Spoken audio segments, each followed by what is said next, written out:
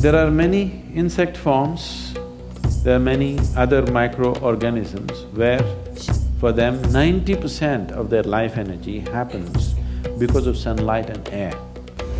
If you become very receptive, you will notice, you will see on a particular day, if you remain very ecstatic through the day, you will see the volume of food that you eat will just come down because your receptivity is better. How you receive the sunlight, air and water, easily 60% of your life energies can be generated from sunlight, air and water. Today moon is just a sliver. Should I say, moon is round? Yes, it is round somewhere, I know that. If you look at it from the other side, it is round. But in our experience, it's just a sliver today. Hello? No, moon is round. It's not like that. Life, on one level, it is round, it is true, it is round, always round. But in our experience, it keeps changing. So there are different aspects to life. If you think everything is black and white, everything is yes, no, then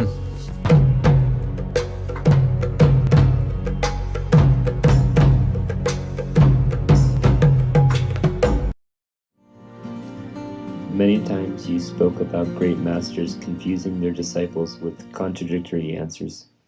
Does a master or guru always speak the truth, or would he avoid saying the truth if that is what is needed for a disciple's growth? Jasmeet from Punjab. who's that? Jasmeet. Oh.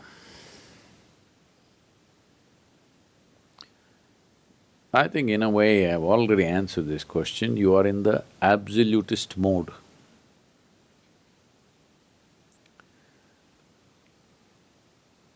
I had a grand uncle who passed away a few years ago at the age of 101. He was a very humorous and gregarious man. So he had a son, an adopted son. And that boy just not interested in the education, nor was I. But I always made sure I went to the next class, because I didn't want to be left behind. But that boy sort of not doing well in school. So when we went for vacation to their place, my grand uncle asked me, "What class are you?" I say, "I'm sixth standard." I say, "You liar! Just last year you told me 5, and now you're saying 6? Look at our boy, always he's in number 5. He tells the truth." This is the kind of question this is. Yes, I said, "It's sunrise." Evening you asked me, "What is it?" I said, "Sunset." "Oh, you're lying?" "What can I do for you, huh? Hello?" You flipped a coin and it fell, I said, "It's heads." You flipped a coin, I said, "Oh, it's tails." "Oh, you're lying." But suppose if it's multifaceted, let's say you threw dice, I said 1, I said 4, I said 2, I said 3, I said 6, I'm lying? What can I do with you? You should live on a flat earth. Unfortunately, it's round and it's spinning. Never shows the same face to you again. This is why there are 2 dimensions of life. There's one called, one that is absolute. There are certain dimensions of life which are absolute. Certain other dimensions of life which are constantly changing. In a way, this is represented within us as energy and in the world as, well, in human terms, masculine and feminine, Pingala and Ida, sun and moon. Sun is always round, every day round, perfect round. Hello? Did you ever see a square one? In California, you might have when you're on certain things. One day it came up square like that, But look at the damn moon. Every day it's a different shape. Hello? 1 or 2 days it even disappears.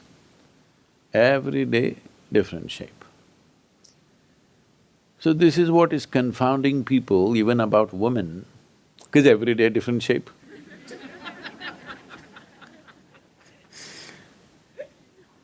Man is very solar-oriented, he wants every day round, like that. Like somebody said I don't remember, some American author, I think, said this. He said, the difference between men and women is, in marriage, women are always expecting the man to change. And they're disappointed, he's not changing, he's still the same young brat. Men are always expecting the woman should not change. As she was at 18, the same way she should be when she's 60. See, one is moon, another is sun. Every day round. This is not like that, every day it's different, wonky. So, if I say the moon is round, am I lying? If I say the moon is just a sliver today, am I lying? No, that's how it is. But you are an absolutist. You have come to me thinking I'm going to give you a new religion. No, I'm not going to give you such comfort so that you can sleep well. No, I want you disturbed. Hello? I want you disturbed because if ignorance does not make you sleep less, then that's a tragedy. You're ignorant and you can sleep well.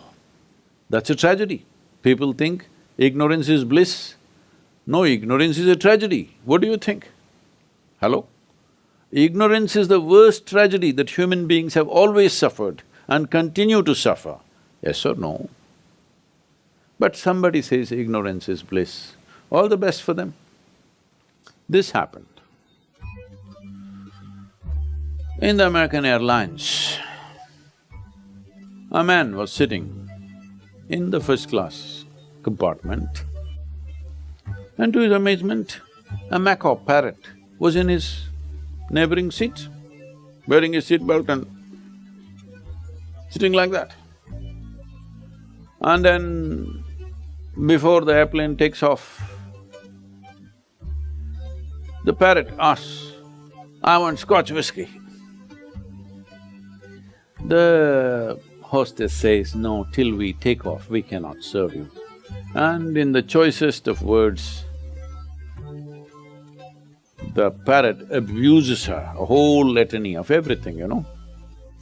You're in Los Angeles, I don't have to teach you anything. Full dictionary throws at the woman and she's like, doesn't know what to do, but abuses her. Then after it takes off, again the parrot screams, "I want my scotch." So on the other side, they're doing ting-ting-tong-ting, you know, bottles and glasses and something. And the parrot screams, "You moron, what are you doing there? Why so much delay?" The man orders a Coke. And he waits and looks at the parrot's power. But it screams and yells the way it treats people. Puts his weight around quite a bit. Then he sees this and is very impressed by the parrot. Then parrot orders one more round and again screams at everybody because it's delayed, and the man orders another Coke. And now he thought he should also do it, I'm just sitting like a wimp, not asking for mine. He also yells. Then this match continues that asks for food and yells, and this guy asks for food and yells at the thing. Then the crew has a small conference. They consult the pilot and they come. They pick up both of them, open the door and throw them out of the flight. Both of them are going down. And the parrot says, "You really have guts for a man without wings."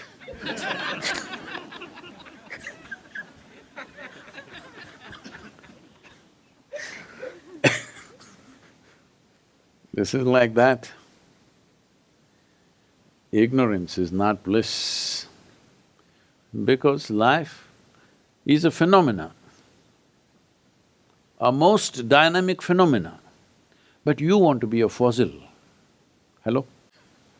You want to be a fossil, everything dead certain, because you suffer uncertainty, isn't it? Hello? What is called as security in life is fossilized life. Nothing should change. No, it changes, what to do? All the time it's changing, it's very dynamic. So, as it's my commitment and duty, and it's my mission to see or to show people what I see. Today moon is just a sliver. Should I say, moon is round? Yes, it is round somewhere, I know that. If you look at it from the other side, it is round. But in our experience, it's just a sliver today. Hello? No, moon is round. It's not like that. Life, on one level, it is round, it is true, it is round, always round. But in our experience, it keeps changing. So there are different aspects to life. If you think everything is black and white, everything is yes, no, then you must join the Communist Party. What is useful, what is not useful, it's just decided. Nothing is not useful. Hello? Hello? Is there anything not useful? You may think it's not useful, it has its own life, it has its own use, yes or no? A small little stick, is it useful? You may not use it, somebody else is using it. A grasshopper, is it useless? Hello? No, it's useful, it has a full-fledged life of its own. So you are thinking of everything as absolute according to your ideology or your emotional status or your philosophy or your religion. Everything is absolute, this way or that way, good, bad. I keep seeing this even in the news channels, international news channels national news channels from United States. Actually, the anchor is speaking good guys and bad guys. I couldn't believe this. You meet the most bad guy, whoever you think is the worst bad guy, he also thinks he is good. Hello? Yes or no? Who is bad to us, who is good to us is a context of where we are, what we are getting at that moment. Yes or no? You must all at least stop this much. You should never use the word bad weather. It's raining, it's snowing, it is hot, but it's not bad weather. Hello? Who are you to decide weather is bad? Hello? Don't use such words because this is all establishing division, division, division, division. Absolutism means divide, divide, divide, divide. In the end, fight each other and die. This is all coming because we have an absolutist mind. Mind should be fluid, only then it's intelligent. If it becomes absolute in some way, it becomes a concrete block. With a concrete block, you can butt other people in the face. Hello? This is one use of the head, isn't it? You can butt people in the face. Or you can use your brains to do something meaningful and worthwhile for you and for every other life on this planet. And this is not civics, this is not environmental science, this is spiritual process. That you use your head to do something wonderful to yourself and to everybody. Or you use your head to make somebody's nose bleed. You can use the head both ways, right?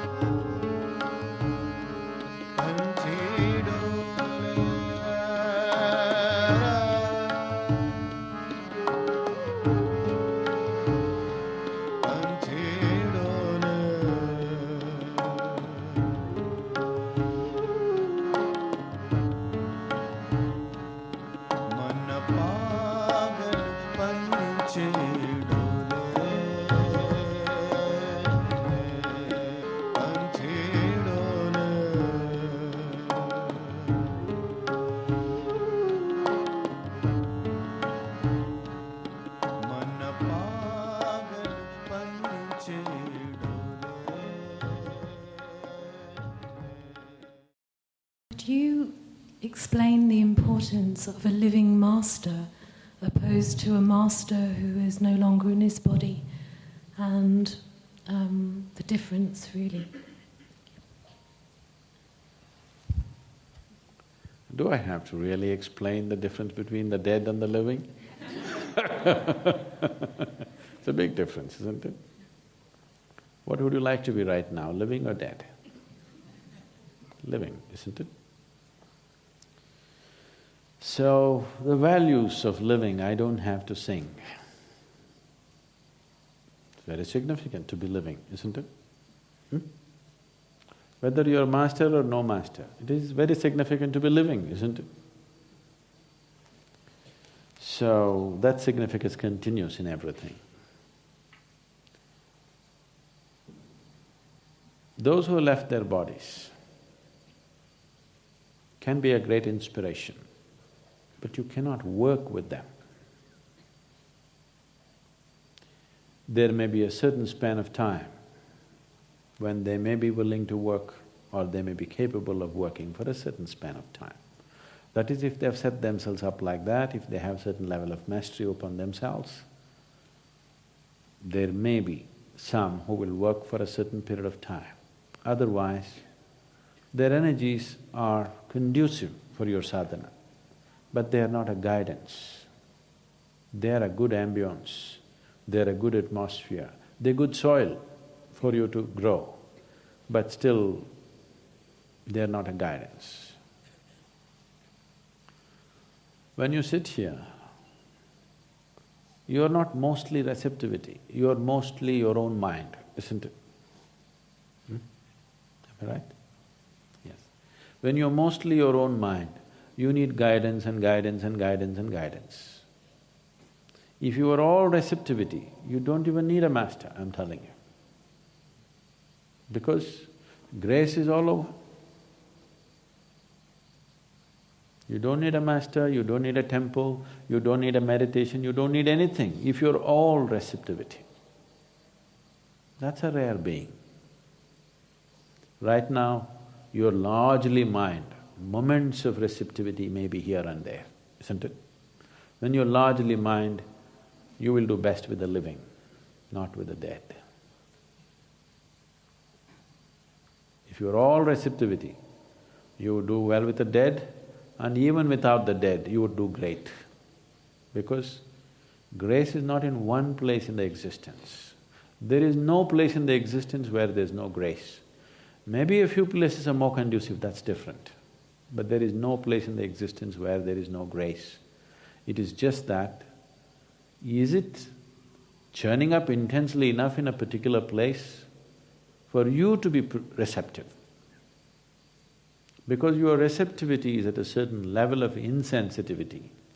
Now you see, you sit here, you think this is just a garden. If you go into the temple, you will become like this.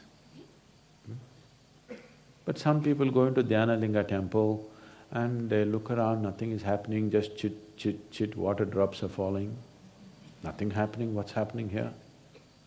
Then we dunk them in cold water here. Then they go sit there and they begin to… something happening. There are some, even if you dunk them 3 times in the cold water, nothing happens, they go sit there and still look up and down. You take them there to Bhairavi, suddenly they are up. These are different types of energies. It is not that here it's any less, even here it is, but it is not in the same level of intensity that you can perceive. Wherever you are, it is there. You know, there used to be boats, I don't know if they're still there, I have not come and checked. First when we came and opened the triangular block, which was the only thing, actually we had only one hut, and the first thing we built in the triangular block was one room and we built the toilet block. Then I found people had toilet problems. What's a toilet problem? It once happened, Shankar and Pillai went to the doctor and said, "Doctor, I have some serious toilet problems." Then doctor asked, "What is the problem? You are not able to urinate? You're not able to pee? No doctor perfect, every day 6 o'clock in the morning, like clockwork it happens. So you're not able… your bowels are not moving, what's happening? No doctor, it's perfect, every day at 7 o'clock in the morning, like clockwork, always on the dot. Then doctor thought about it, then what is the toilet problem you have? Said, but doctor, I always get up at 8 o'clock.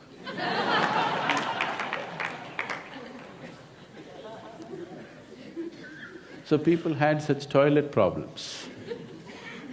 Not that it was not happening, it was happening little messy. So I asked him to put up a board that divine is here also. Inside every toilet, when you close the door, when you sit down, it says divine is here also. So that you shit with some sanctity. Shit can be a spiritual process. After all, the whole spiritual process is to cleanse yourself. It is one of the most… the best cleanup jobs you can do in a day. Yes? So, grace is there also, I am saying. It's not any less in the toilet. But you may not be able to feel it in the toilet because you want to finish your job and go out of that place.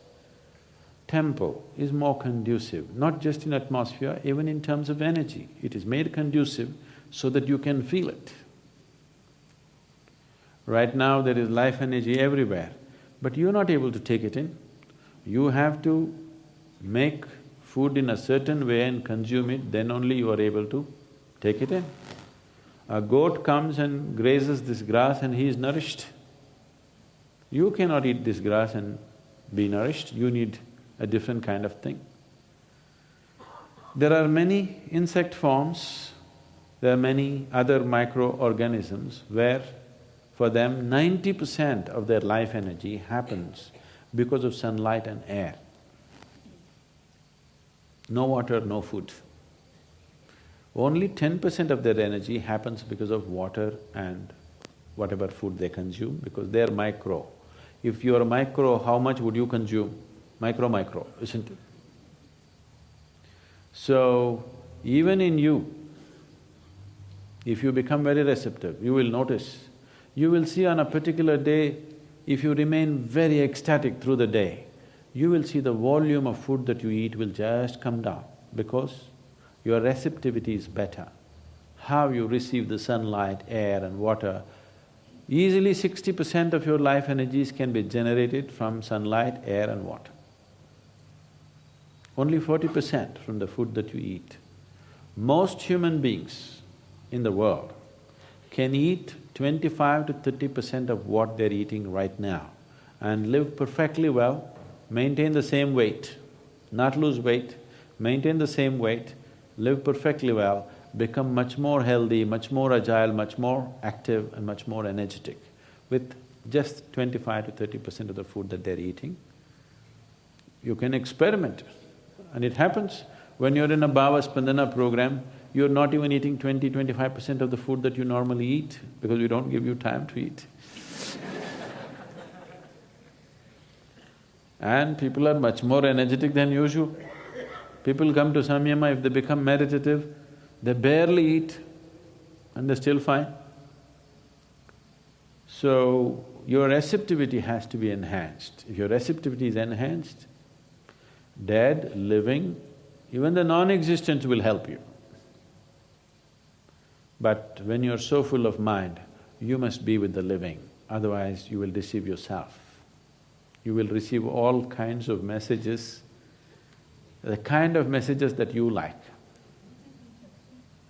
If your guru sends you a note from heaven, I love you, don't believe it, it's your mind. Yes, it's your mind, he doesn't do such things.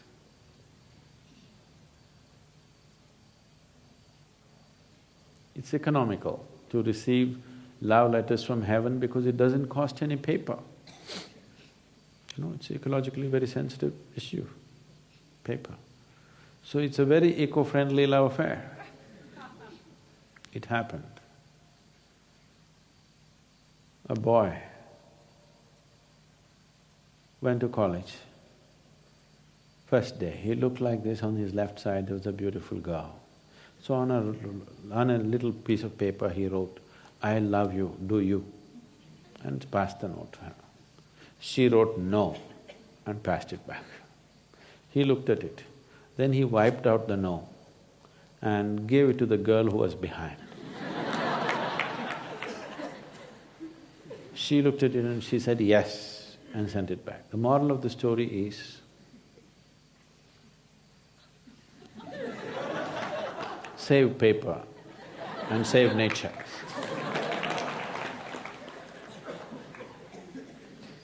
So, ecologically it's good, spiritually not good. So when you're so much mind, you need you need another mind to fix you. If you are not mind, you are all receptivity, then the dead and even the non-existent would help. Even a rock would help you, I'm telling you. Anything. Just a blade of grass could be your guru. Yes, but that is if you're mindless. When you're so full of mind, no, you need another mind, cleverer than your mind, constantly fixing you.